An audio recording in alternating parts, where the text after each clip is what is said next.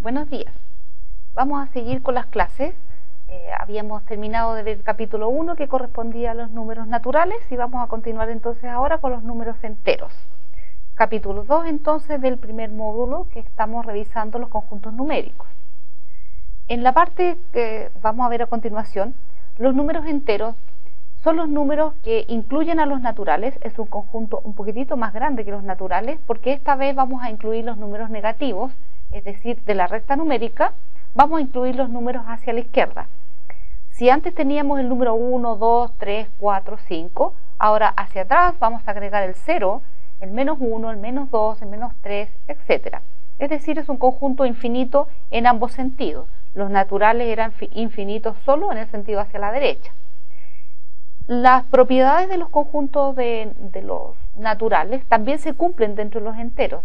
Es decir, el concepto de antecesor y sucesor también se da dentro de los números enteros. Todo número entero, sea negativo o positivo, siempre tiene uno que está ubicado a la izquierda de él y otro a la derecha de él. Por lo tanto, tiene un antecesor y tiene también un sucesor. Sus propiedades es que la diferencia entonces entre un número y otro es de una unidad, igual que los naturales. Ya sabemos entonces que tiene sucesores y antecesores. El conjunto es infinito en ambos sentidos. Y las propiedades entonces de los enteros, de los naturales que habíamos estado revisando, que se podía sumar y hacer algunas restas, también se cumple acá.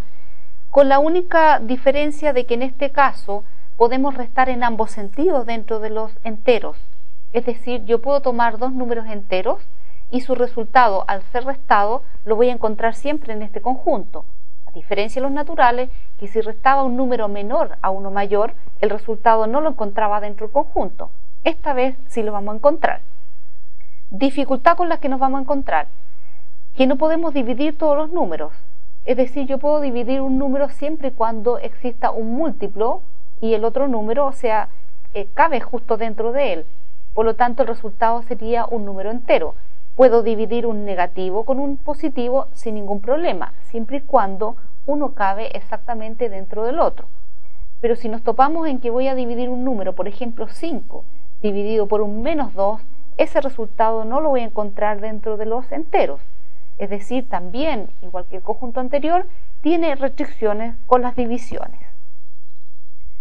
Revisemos otros conceptos entonces que nos interesan entonces dentro de este conjunto, que también se cumplen para los naturales. Las potencias. ¿Qué es una potencia? Una potencia es una multiplicación de un mismo número repetido varias veces. Se le llama a, como tenemos en el ejemplo, a la base, es decir, el número que vamos a repetir varias veces, multiplicándolo. Y n, el exponente. N representa al número de veces que vamos a multiplicar este número a. Por lo tanto, como definición a elevado a n, siempre se define como a por a por a por a n veces. Esa es la definición de una potencia. Dentro de las potencias se cumplen algunas propiedades. Vamos a ver algunas que las he separado dependiendo del tipo de base o exponente. Vamos a ver las dos propiedades que se llaman propiedades para bases iguales. La primera es que si tengo un número que está multiplicado por otro, siendo el mismo número, pero cada uno elevado a exponentes distintos, lo representamos como a elevado a n multiplicado por un a elevado a m. Es decir, por ejemplo, tengo un 2 elevado a 3 y multiplicado por un 2 elevado a 4. Esas dos operaciones yo debería hacerlas calculando primero el 2 elevado a 3, es decir, multiplico 2 3 veces, y el resultado lo multiplico con el resultado de haber multiplicado el 2 elevado a 4, o sea, el 2 lo repito 4 veces multiplicado. Es decir, hago las potencias en forma primero separada y los dos resultados los multiplico. Eso mismo equivale a elevar solamente un 2 elevado a la suma de los exponentes, es decir, efectúo solo una potencia en vez de las dos anteriores. Como dice son iguales, es decir, es equivalente. Puedo efectuar cualquiera de las dos multiplicaciones o multiplico las dos bases separadamente y después es lo mismo que colocar un solo 2, una sola base y sus exponentes sumarlos, por lo tanto eso equivale a decir 2 elevado a 7. Hay que recordar que esta propiedad se cumple siempre y cuando exista una multiplicación. Si tengo una suma entre medio de las a, no corresponde aplicar esta propiedad. Es decir, los exponentes se suman siempre y cuando las bases sean iguales y los exponentes entonces sería el resultado de la suma de ellos. Pero tiene que existir una multiplicación entre medio. La segunda propiedad para bases iguales dice que tengo dos bases, ambas las mismas, los exponentes pueden ser diferentes y estas bases se dividen. Hacer estas dos operaciones, es decir, calcular una potencia, calcular la otra y los resultados después dividirlos, equivale a solo una base, es decir, conservo la misma base y los exponentes los resto y por lo tanto lo voy a elevar a la potencia del resultado de esta resta. Veamos el ejemplo. 5 elevado a 8 dividido por un 5 elevado a 2, si hago los resultados en forma independiente y después divido, eso equivale a colocar solamente un 5 y elevarlo a la diferencia de 8 menos 2, es decir, a 6. Por lo tanto, hago solo una potencia y el resultado es equivalente a lo que aparece al lado izquierdo. Cualquiera de las dos me va a dar la misma respuesta. Vuelvo a insistir que en este caso esta propiedad solamente se da siempre y cuando exista una división. Si tengo una suma o una resta entre medio de las bases, no se cumple la propiedad. Es decir, las dos bases tienen que ser divididas, pero no sumadas ni restadas. Es uno de los errores más reiterados que se dan, que en realidad los alumnos generalmente suman los exponentes cuando las bases están sumadas o restan los exponentes cuando las bases están restadas. Y eso no se cumple. Estas dos propiedades recién mencionadas, simplemente tiene que haber una multiplicación o una división. Después tenemos dos propiedades más, y estas se tratan de los exponentes iguales, es decir, las bases son distintas, pero los exponentes son los mismos. Revisemos estas dos. A elevado a n, un número elevado a una potencia, multiplicado por otro número diferente de base elevada a la misma potencia, o sea, multiplicar las mismas cantidades de veces. Hacer esta operación es equivalente a multiplicar las dos bases primero, es decir, a por b, y el resultado elevarlo solamente una vez a n, es decir, multiplico el producto a por b, lo multiplico n veces. Un ejemplo, 2 elevado a 3, multiplicado por un menos 4 elevado a 3, ambos están elevados a la misma potencia. Notar que la potencia en este caso en ambas potencias es el número 3. Para eso es equivalente a multiplicar 2 por menos 4, es decir, multiplico en menos 8, me queda como resultado de la multiplicación en menos 8 y ese menos 8 lo voy a repetir 3 veces. Entonces sale bastante más corta hacer la operación que no tener que multiplicar en forma separada y los resultados al final hacer el producto. La segunda propiedad para los exponentes iguales dice a elevado a n dividido por otro b elevado a n. A y b representarían números diferentes, es decir, bases distintas. Esas dos divisiones equivale a hacer solo una potencia en que en primer lugar hago la división de a y b, es decir, divido a dividido b, y al resultado de esa división la elevo a la potencia n. Por lo tanto, multiplico o hago solamente una potencia en vez de dos. El ejemplo, 10 elevado a 4, dividido por un 5 elevado a 4. Las bases son distintas, los exponentes son iguales. Efectuamos primero la división de 10 dividido 5, lo que me da una respuesta 2. Y ese 2 lo elevo recién a la única potencia común, que es el 4. Entonces voy a hacer un 2 por 2 por 2 y por 2. Y esa respuesta equivale a hacer las operaciones en forma separada de cada una de las potencias y después dividirlo.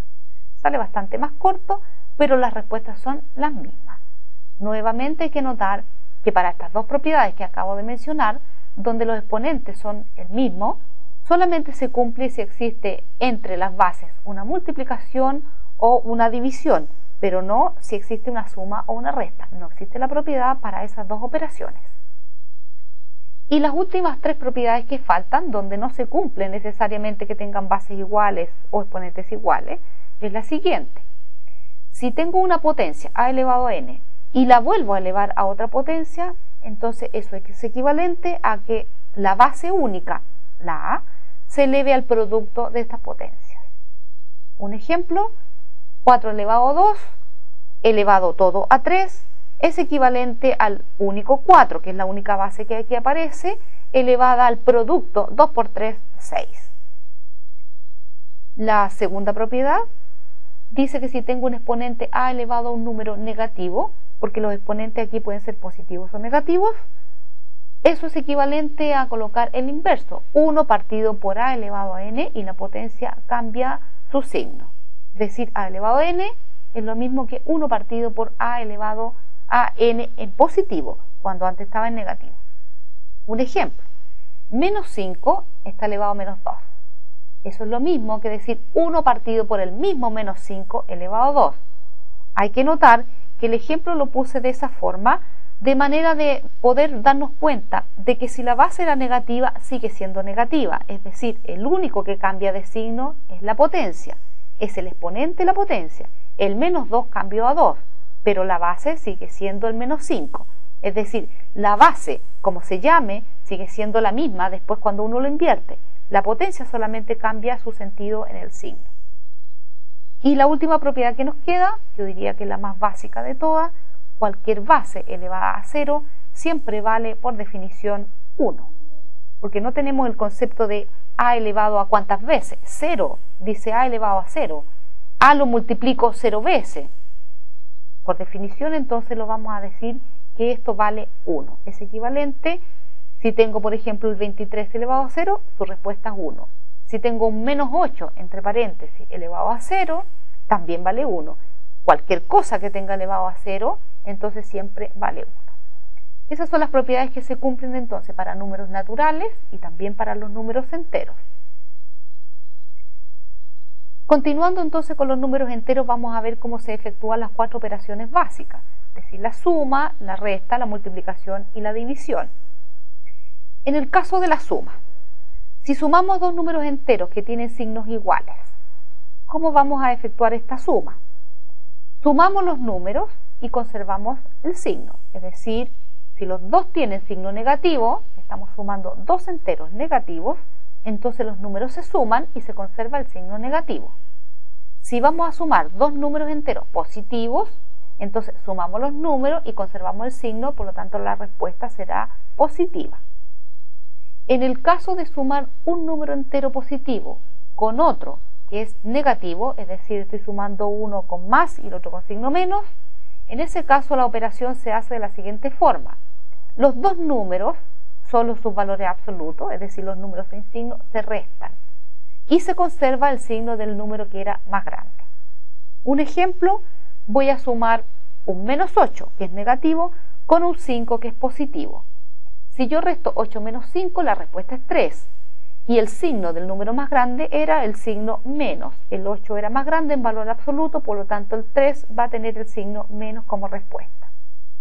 Entonces, resumiendo, una suma, si los dos números son con el signo igual, se suman los números y se conserva el signo. Si los números tienen signos distintos, se restan los números y se conserva el signo del que es más grande. Para el caso de la resta, es conveniente transformarla a una suma. Como vemos en el ejemplo, voy a restar un menos 3 restado con un menos 2. Si yo multiplico menos por menos, ya sabemos que el menos 3 con el menos 2 que están ahí en pantalla, ustedes lo están viendo, a la izquierda del menos 2 aparece un menos también, que es el signo menos de la resta. Menos por menos lo transforma a más, por lo tanto se transforma a una suma y tengo un menos 3 sumado con un 2. En ese caso voy a aplicar entonces la propiedad de la suma. La suma me dice que si los signos son distintos voy a restar los números, la respuesta sería 1, y con el signo del número mayor, en este caso un menos 1. Entonces cuando uno va a restar, el signo menos de la resta hace cambiar el signo del número que está inmediatamente a la derecha de él. Por ejemplo, el menos 2 que tenemos en el ejemplo era un negativo, pasó a ser un positivo, porque menos por menos cambia más.